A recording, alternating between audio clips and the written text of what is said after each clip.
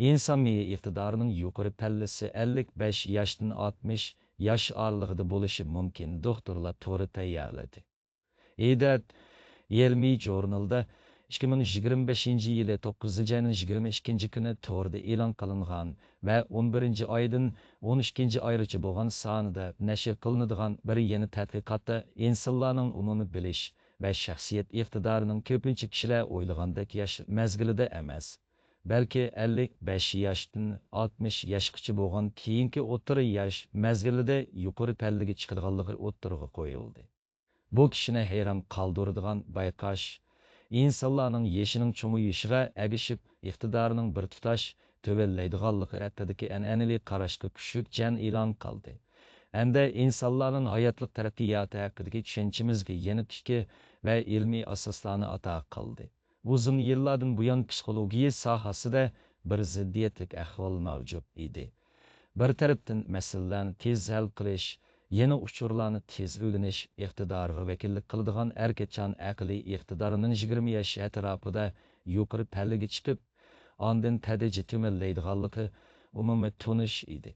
Yana bir tarafdan amaliyotda nurg'un kishilarning kasbiy hayotidagi eng chong muvaffaqiyatlari, masalan, shirkat boshqarish, ilmiy tadqiqotda bo'sish hosil qilish yoki ijodiyatning yuqori pallasiga yetish qatorliqlarning 55 yoshdan 60 yoshgacha bo'lgan oralikda ko'rilishi ko'p uchraydi.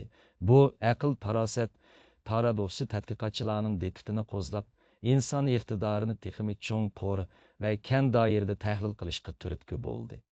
Bu ziddiyatni tushunish uchun tadqiqotchilar insonlarning hayotidagi muvaffaqiyatga ta'sir ko'rsatadigan nurg'un omillarni bir gavda qilib tahlil qildi. Ular yolg'iz aqliy iqtidor bilan cheklanib qolmay, 9 cho'ng turdagi 16 xil oshkushlik bilish va shaxsiyat aloyidligini uzun yillik sonliq ma'lumotlarga asosan tekshirdi. Buning ichida bilish iqtidori, shaxsiyat aloyidligi, hissiyot, aqliy iqtidori, til muomala savotlari, axloqiy hukm qilish bilish, jonliqligi va bilishchanligi istashlar qatorliq ko'p xil iqtidorlar bor bo'lib, bular insonning umumiy iqtidorini shakllantiradigan muhim tarkibiy qismlar hisoblanadi.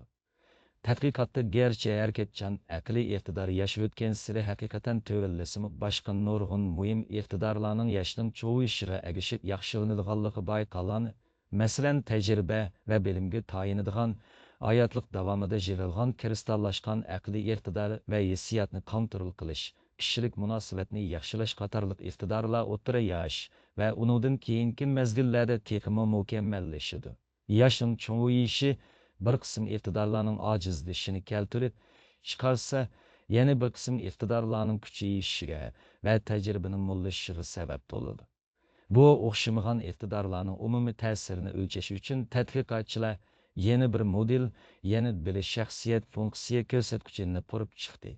Bu ko'rsatkich yuqorida tilda ilingan bog'liq iqtidorlarni birlashtirib, bir odamning umumiy iqtidor saviyasini aks ettirdi.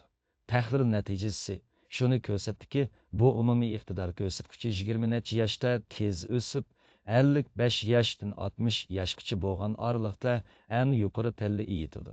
Ondan asta-asta to'lallashga boshlaydi.